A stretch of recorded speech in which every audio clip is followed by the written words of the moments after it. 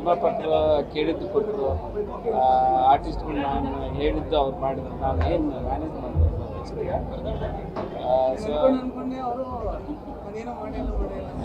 ಇಲ್ಲ ನನಗೆ ಎಲ್ಲರೂ ಸಪೋರ್ಟ್ ಅಂದರೆ ಸ್ಟ್ರೆಂತ್ ಕ್ಯಾಮ್ರಾಮನ್ ಸಿಕ್ಕರು, ಆಮೇಲೆ ಡೈಲಾಗ್ ರೈಟರ್ ಮಾಸ್ತಿ ಶ್ರೀಕಾಂತ್ ಸಿಕ್ಕರು, ಅದ್ಭುತವಾದ ನಟರು ಸಿಕ್ಕರು. ಎಲ್ಲರೂ ಸಣ್ಣ ಸಣ್ಣ ಪಾತ್ರ ಕೂಡ ಅದು ನನ್ನ ಲೆಕ್ಕ ಅಂತ ಭಾವಿಸ್ತೀನಿ. ಮತ್ತು ಏನು ಕೇಳಿದ್ರು ಯಾಕೆ ಅನ್ನೋ ಕೇಳಲಾರ್ದು ಒಂದು ಪ್ರೊಡ್ಯೂಸರ್ ಸಿಕ್ಕಿದ್ರು. ಸೊ ನಮಗೆ ಯಾವಾಗಲೂ ಡಿಸಿಷನ್ ತೊಗೊಳಕ್ಕೆ ನಮ್ಮ ಕ್ರಿಯೇಟಿವಿಟಿ ಸುಧಾಕರ್ ಅವ್ರು ನಮ್ಮ ಫ್ರೆಂಡ್, ಅವ್ರ ಜೊತೆಗಿದ್ದು. ಸೊ ಈ ಟೀಮ್ ಇದ್ದರೆ ಏನಾದರೂ ಮಾಡ್ಬೋದು. ಸೊ ನಮಗೆ ಎಲ್ಲ ಅವ್ರಿಗೆ ಅವ್ರದ್ದು ಒಂದು ಪಂಚ ಅಂದರೆ ಪಂಚ.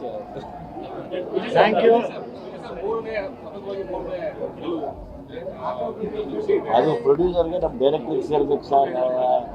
ನಾವಿಬ್ಬರು ಕಲಾವಿದರು ಇಲ್ಲಿ, ಇವರೆಲ್ಲ ಸೇರಿ ನನ್ನೊಂದು ಗೆಲುವು ಕೊಡಿಸಿದ್ದಾರೆ ಅಂತ ಹೇಳ್ಬೇಕು. ಸರ್, ನೀವು ಸಾಮಾನ್ಯವಾಗಿ ಸಿನಿಮಾಗಳು ಈ ಬಂದಿರೋದು ಕಾಟರ ಕಥೆ ಬರೆದಿರೋದು ಇದಾಗಿರ್ಬೋದು, ಈಗಿನ ಸಿನಿಮಾ ಆಗಿರ್ಬೋದು, ಸಮಾಜದಲ್ಲಿ ನಡೀತಿರುವಂಥ ಕೆಲವು ಸಮಸ್ಯೆಗಳನ್ನು ಈಗಿರುವ ಜೀವನದ ಸಮಸ್ಯೆಗಳನ್ನ ಚಿವುತ್ತಾ ಹೋಗ್ತಾ ಇರ್ತೀರಿ. ಅದಕ್ಕೆ ಗಣೇಶ್ ಅವರು ಯಾಕೆ ಇಂಥದ್ದೇ ಕಥೆಗಳ ಮೇಲೆ ಗುರುತು ಮಾಡ್ತಾ ಹೋಗ್ತಾರೆ ಅಂತ?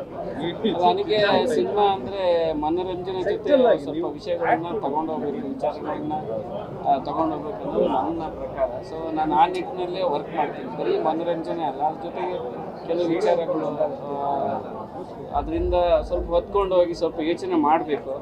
ಮನೋರಂಜನೆ ಇವಾಗ ಅಂದರೆ ಕಾಸ್ ತುಂಬ ಆಲೋಚನೆ ಮಾಡ್ತೀನಿ. ಅಂದರೆ ಎಂಟರ್ಟೈನ್ಮೆಂಟ್ಗೋಸ್ಕರ ಫೈಟ್ ಮಾಡೋದು ಹೀರೋ ನನಗೇನು ಅಷ್ಟು ಅನ್ಸೋದು. ಒಂದು ಕಾಸ್ ಇಟ್ಕೊಂಡು ಮಾಡಿದ್ರೆ ಅದು ನನಗೆ ಭಾಳ ಇಷ್ಟ.